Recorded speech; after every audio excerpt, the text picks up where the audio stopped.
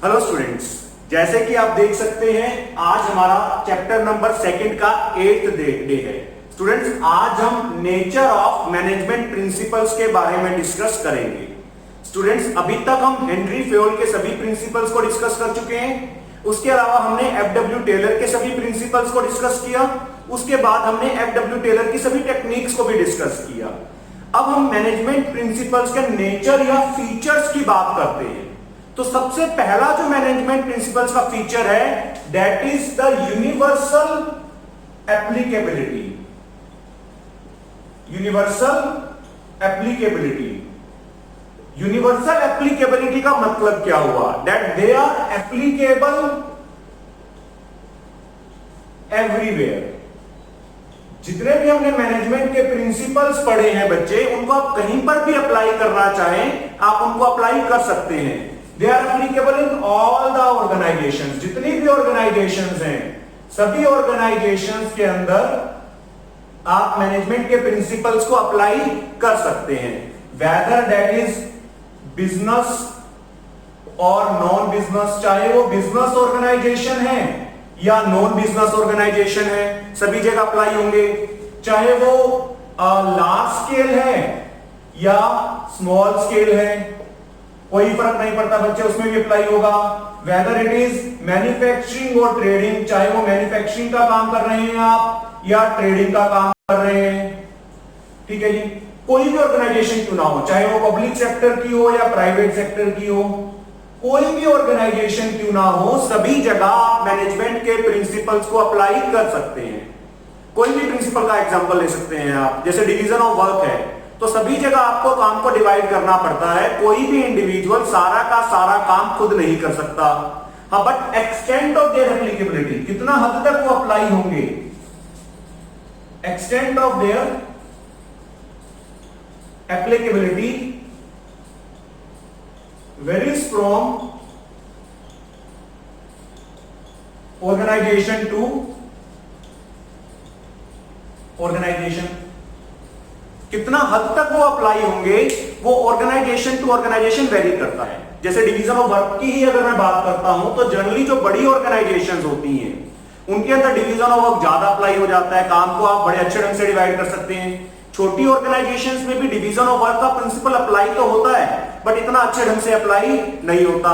तो the extent of their applicability may vary from organisation to organisation, but they are applicable in all the organisations. किसी की भी बात करें, discipline की बात कर लो, स्टेबिलिटी ऑफ पर्सनल की बात कर लो, ऑर्डर की बात करें, इक्विटी की बात करें, तो सभी ऑर्गेनाइजेशंस के अंदर इन प्रिंसिपल्स को फॉलो करना जरूरी है। देन यूनिवर्सल एप्लीकेबिलिटी के बाद अगर मैं बात करता हूं तो सेकंड मेन जो फीचर है मैनेजमेंट प्रिंसिपल्स का वो है जनरल गाइडलाइंस।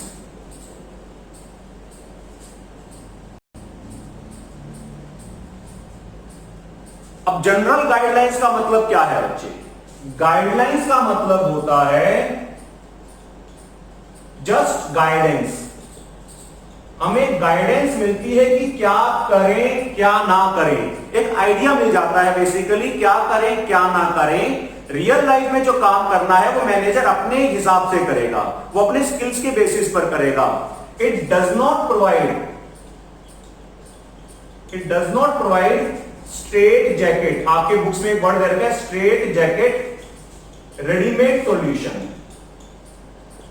मैनेजमेंट के जो प्रिंसिपल्स हैं वो बने बनाए, स्ट्रेट जैकेट रेडीमेड का मतलब होता है बने बनाए सॉल्यूशन। तो मैनेजमेंट के प्रिंसिपल्स हमें कोई बना बनाया सॉल्यूशन नहीं दे रहा है, वो जस्ट हमें आइडिया दे रहे हैं कि रियल लाइफ में आपने क्या करना है। How well we are able to apply that depends upon the person who is applying those principles. जैसे कि बड़ा सिंपल सा एक एग्जांपल लेते हैं, आपने इक्विटी का एक प्रिंसिपल पढ़ा। इक्विटी का प्रिंसिपल कहता है कि जब हम वर्कर्स के साथ डील करें तो उनको फेयर ट्रीटमेंट दें, इक्वल ट्रीटमेंट दें। अब किस तरीके से ट्रीट करना है वो मैनेजर के ऊपर डिपेंड करता है। मेरे को एक आइडिया मिला कि सभी को इक्वल ट्रीटमेंट मिलनी चाहिए। अब रियल लाइफ में इक्वल ट्रीटमेंट का मतलब क्या है, किस बेसिस पर ट्रीटमेंट करें, that depends upon the manager. So management principles are just giving us the hints, just giving us the idea regarding how the work should be done. They are not providing us the readymade solution. वो बने बनाए solution नहीं है कि बस आपने apply कर दिया तो 100% सक्सेसफुल हो जाएंगे।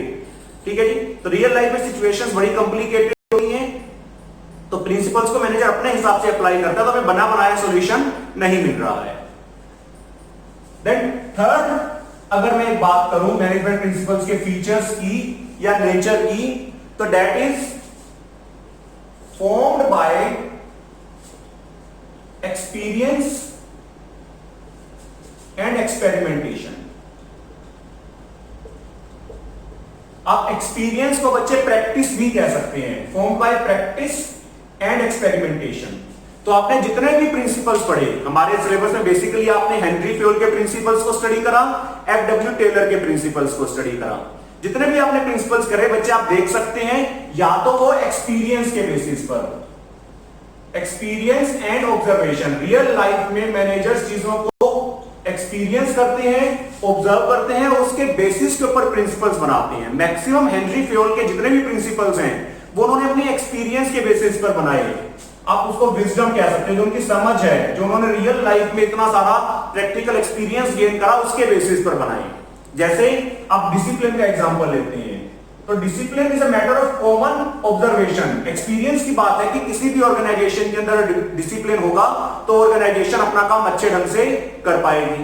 तो डिसिप्लिन का प्रिंसिपल हम देखते हैं कि हेनरी फ्योल ने हमें बता रखा है। देन कुछ प्रिंसिपल्स जो बने हैं वो एक्सपेरिमेंटेशन के बेसिस पर बने हैं, उनको बार बार एक्सपेरिमेंट करके चेक किया गया, उसके बाद प्रिंसिपल्स बनाए गए। एफडब्ल्यू टेलर के मैक्सिमम प्रिंसिपल्स की अगर आप बात करें तो एक्सपेरिमेंटेशन के बेसिस पर बने हैं। जैसे कि अगर मैं फैटीग स्टडी की बात करता हूं, तो फैटीग स्टडी के लिए आपको यह पता करना है कि वर्कर्स को कितने रेस्ट इंटरवल्स मिलने चाहिए, कितने कितने गैप में मिलने चाहिए, कितने कितने ड्यूरेशन के मिलने चाहिए। तो उसके लिए हम एक्सपेरिमेंट्स करके देख सकते हैं कि कितने टाइम के बाद वर्कर फैटीग फील करता है, थकावट फील करता है, और कितने टाइम के बाद उसको रेस्ट इंटरवल की रिक्वायरमेंट होती है।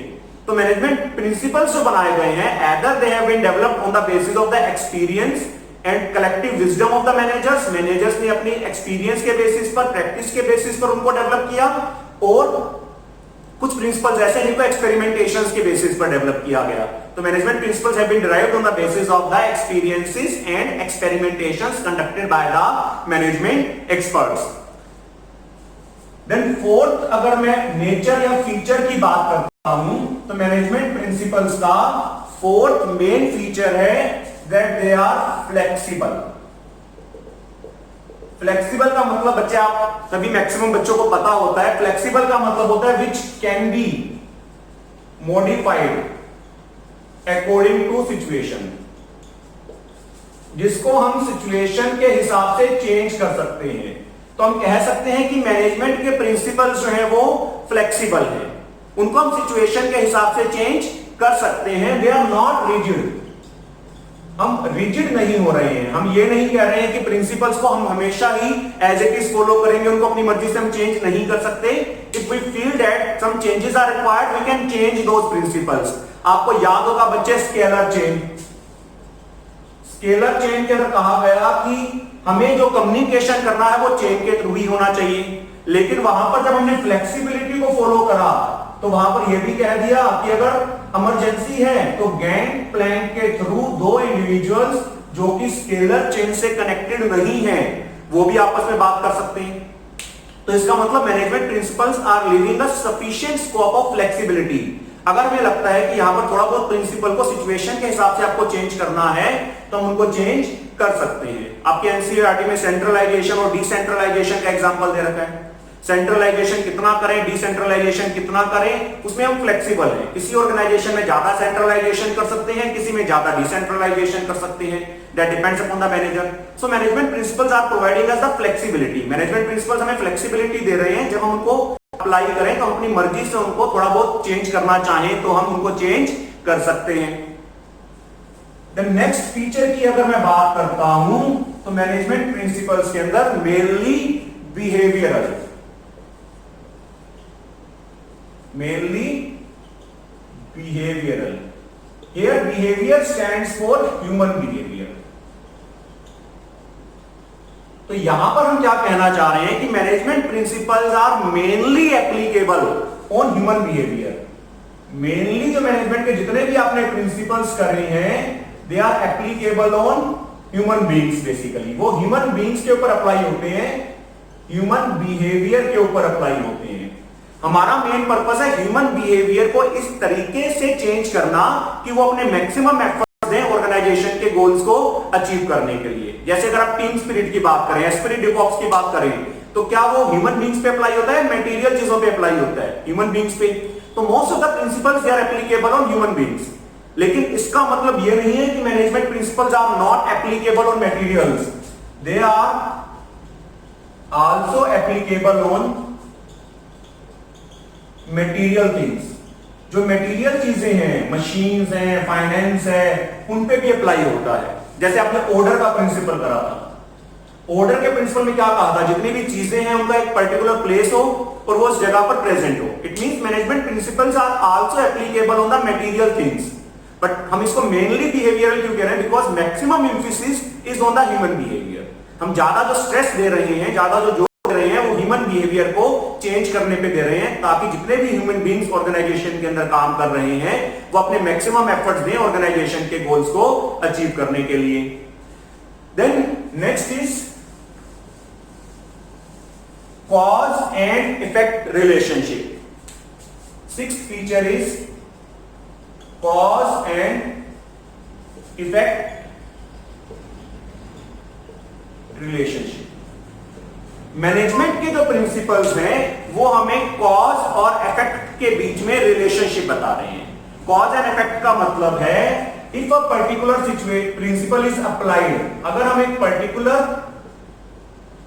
प्रिंसिपल को अप्लाई करते हैं इन अ पर्टिकुलर सिचुएशन, एक पर्टिकुलर सिचुएशन में एक पर्टिकुलर प्रिंसिपल को अप्लाई करते हैं, what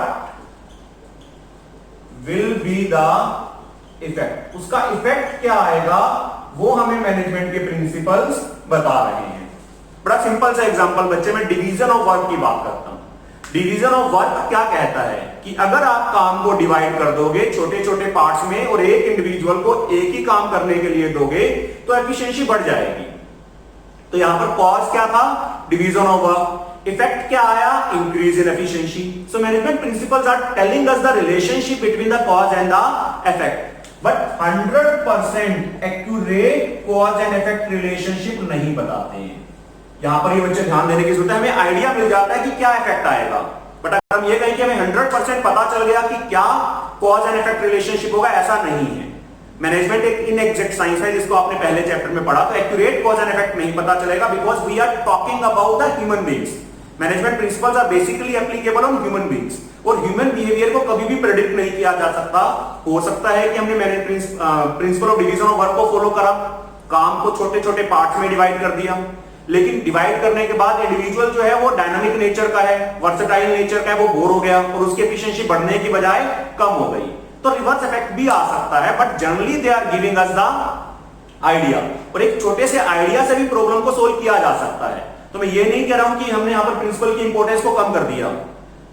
cause and effect maximum time हमें सही बताता है, तो they are giving us the idea about the cause and effect relationship so that managers can know if they are applying a particular situation in a particular principle in a particular situation, what is going to be the effect. 100% accurate नहीं पता चलेगा, but still हमें काफी idea हो जाएगा, जिससे real life में problem को सॉर्ट आउट करना हमारे लिए काफी इजी हो जाता है।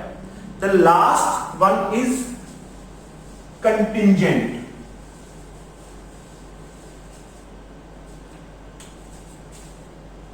Last feature of management principles is contingent. Contingent का मतलब होता है they have to be changed as per requirements. तो यहां पर बच्चे कई स्टूडेंट्स फ्लेक्सिबल और कंटिंजेंट में कंफ्यूज हो जाते हैं। फ्लेक्सिबल में मैंने कहा था कैन बी चेंज, मैनेजर अपनी मर्जी से अगर उसको थोड़ा बहुत चेंज करना चाहे तो कर सकता है। यहां पर जब मैं कहता हूं तो मैं कंपल्शन की बात कर रहा हूं कि मैनेजमेंट प्रिंसिपल्स को हमें चेंज करना ही पड़ेगा। दे can not be applied blindly in all the situation. जितनी भी सिचुएशंस आप सोचो उनको आप बंद करके अप्लाई कर दोगे तो ऐसा नहीं है। आपको पहले सभी सिचुएशंस को स्टडी करना पड़ेगा, सिचुएशन को स्टडी करने के बाद समझना पड़ेगा, उसके बाद आप मैनेजमेंट के प्रिंसिपल्स को अप्लाई कर सकते हो। एक होता है एब्सोल्यूट, एब्सोल्यूट होता है जो एज इट इज अप्लाई हो जाता हो, तो मैनेजमेंट के प्रिंसिपल्स एब्सोल्यूट नहीं है, they are contingent, they have to be changed according to the situation. जैसे कि फेयर रेम्यूनरेशन, फेयर रेम्यूनरेशन कहता है कि रेम्यूनरेशन जो दे that should be fair for both employer and employee. लेकिन फेयर क्या है, उसके लिए आपको वर्क का नेचर, काम का नेचर क्या है पहले उसको देखना पड़ेगा। इंडस्ट्री के अंदर वेज रेट क्या चल रहा है उसको देखना पड़ेगा। रिस्क इन्वॉल्व, काम में कितना रिस्क इन्वॉल्व है वो देखना पड़ेगा। Cost of living at present क्या है उसको देखना पड़ेगा। तो इन सभी चीजों को ध्यान में रखते हुए आप प्रिंसिपल्स को अप्लाई करोगे। तो आप एज इट इज अप्लाई नहीं कर सकते हैं। तो management principles have to be changed according to the situations, they can not be applied as it is. तो ये बच्चे हमने जो करे ये मैनेजमेंट प्रिंसिपल के फीचर्स हैं, आपको बड़े डिटेल में आने चाहिए। बोर्ड के अंदर जो क्वेश्चन आता है इसके बीच में से कहीं से भी आ सकता है, तो कंसेप्ट की क्लैरिटी होना बहुत जरूरी है। तो स्टूडेंट्स, अब हम इस टॉपिक को एनसीईआरटी में से डिस्कस करेंगे। तो आज का हमारा टॉपिक था नेचर और features of principles of management. तो स्टूडेंट्स, मैंने आपको फर्स्ट फीचर जो आज बताया डैट इज़ यूनिवर्सल एप्लीकेबिलिटी। तो मैंने आपको बताया the principles of management are applicable to all types of organisation. तो मैनेजमेंट के प्रिंसिपल सभी ऑर्गेनाइजेशंस में अप्लाई हो रहे हैं, चाहे वो बिजनेस ऑर्गेनाइजेशन है, चाहे वो नॉन बिजनेस ऑर्गेनाइजेशन है, चाहे वो स्मॉल ऑर्गेनाइजेशंस है और लार्ज ऑर्गेनाइजेशन, पब्लिक सेक्टर और प्राइवेट सेक्टर, मैन्युफैक्चरिंग और सर्विस। तो सभी ऑर्गेनाइजेशंस में मैनेजमेंट के प्रिंसिपल अप्लाई होते हैं। However the extent of their applicability would vary with the nature of the organisation. कितना हद तक वो अप्लाई हो पाएंगे वो डिपेंड करता है ऑर्गेनाइजेशन का नेचर क्या है, हम कौन सी एक्टिविटीज़ को कर रहे हैं, scale of operation large scale पे काम कर रहे हैं, स्मॉल स्केल पे काम कर रहे हैं एंड द लाइक। और काफ़ी सारे फैक्टर्स हैं जिस पे डिपेंड करता है। जैसे आपकी बुक में लास्ट में देखें, आप एग्जांपल दे रखा है डिवीज़न ऑफ वर्क। तो अगर ऑर्गेनाइजेशन लार्ज है तो डिवीज़न ऑफ वर्क बहुत ज़्यादा अप्लाई हो जाएगा। अगर ऑर्गेनाइजेशन का साइज़ बहुत ज़्यादा लार्ज नहीं है तो डिवीज़न ऑफ वर्क बहुत ज़्यादा अप्लाई नहीं होगा, but it is applicable. So principles of management are applicable. किसी ऑर्गेनाइजेशन में बहुत ज़्यादा अप्लाई हो सकते हैं, किसी में कम हो सकते हैं, बट सभी ऑर्गेनाइजेशंस में अप्लाई होते हैं। Then general guidelines. बच्चे, मैंने आपको बताया the principles of management are guidelines to action. मतलब जस्ट हमें आइडिया मिल रहा है।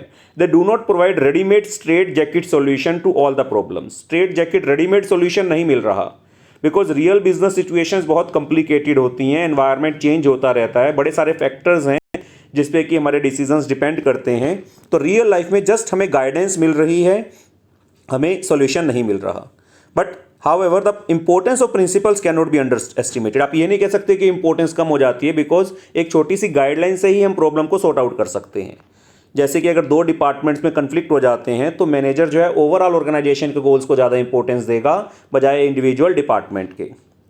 Then formed by practice and experimentation. Students, मैंने आपको बताया मैनेजमेंट के प्रिंसिपल्स जो हैं they are formed by experience and collective wisdom of managers as well as experimentations. जैसे कि आप देखते हो कि डिसिप्लिन का आपने प्रिंसिपल पढ़ा, तो it is a matter of common experience that discipline is indispensable for accomplishing any purpose. This principle finds mention in management theory. तो आप मैनेजमेंट में पढ़ते हो डिसिप्लिन, तो वो कैसे डिराइव हुआ है? Data has been derived on the basis of the experiences of the managers. उसके अलावा आप अगर फैटीग की प्रॉब्लम को सॉर्ट आउट करना चाहते हो तो एक्सपेरिमेंट कंडक्ट करके देख सकते हैं कि अगर हमने फिजिकल कंडीशंस को इंप्रूव करा, रेस्ट इंटरवल्स दिए, तो उससे वर्कर्स के स्ट्रेस पे, फैटीग पे क्या इंपैक्ट पड़ता है। तो वहां पर जो प्रिंसिपल्स ड्राइव हो रहे हैं they are on the basis of the experimentations. Then flexible. Students, मैंने आपको बताया the principles of management are not rigid which have to be followed absolutely. ऐसा नहीं है कि वो रिजिड हैं जिनको कि एज इट इज फॉलो करना जरूरी है। They are flexible and can be modified by the manager when situation so demands. अगर लगता है कि सिचुएशन चेंज हो गई है तो मैनेजमेंट के प्रिंसिपल्स को भी चेंज कर सकते हैं। They give the managers enough discretion to do so. तो मैनेजर की मर्जी है। जैसे आप सेंट्रलाइजेशन और डिसेंट्रलाइजेशन में देखते हो, मैनेजर की अपनी मर्जी है, वो सेंट्रलाइजेशन ज़्यादा कर सकता है, डिसेंट्रलाइजेशन ज़्यादा कर सकता है, वो सिचुएशन के ऊपर डिपेंड करता है। तो मैनेजमेंट के प्रिंसिपल्स जो हैं they are flexible. Then mainly behavioural. Students, मैंने आपको एक्सप्लेन भी किया कि they are basically applicable on human behaviour. इसका मतलब ये नहीं है कि वो मटेरियल्स पे अप्लाई नहीं होते हैं, उन पे भी अप्लाई होते हैं, बट ज़्यादा एम्फेसिस हमारा जो है वो ह्यूमन बिहेवियर है। तो management principles aim at influencing the behaviour of human beings. तो मैनेजमेंट के प्रिंसिपल्स बेसिकली ह्यूमन बींग्स के बिहेवियर को इन्फ्लुएंस करना चाह रहे हैं। So the basic therefore they are mainly behavioural in nature.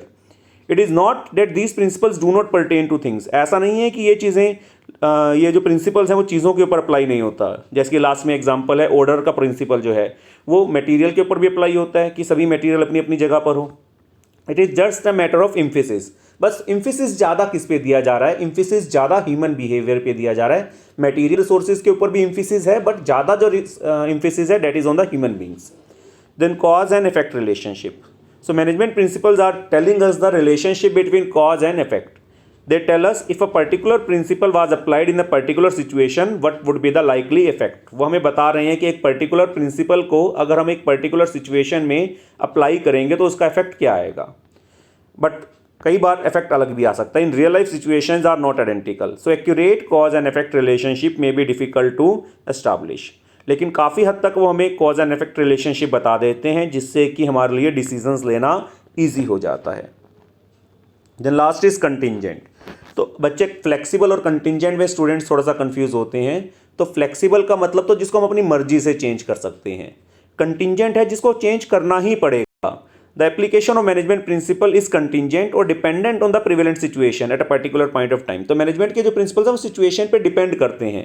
First आपको सिचुएशन को समझना पड़ेगा, उसके बाद ही आप मैनेजमेंट के प्रिंसिपल्स को अप्लाई कर सकते हो। The application of principles has to be changed as per the requirement. Requirement के हिसाब से आपको मैनेजमेंट के प्रिंसिपल्स को भी चेंज करना पड़ता है। For example, employees deserve fair and just remuneration. Employee को फेयर रेम्यूनरेशन देनी है, आपने मैनेजमेंट के प्रिंसिपल्स में पढ़ा।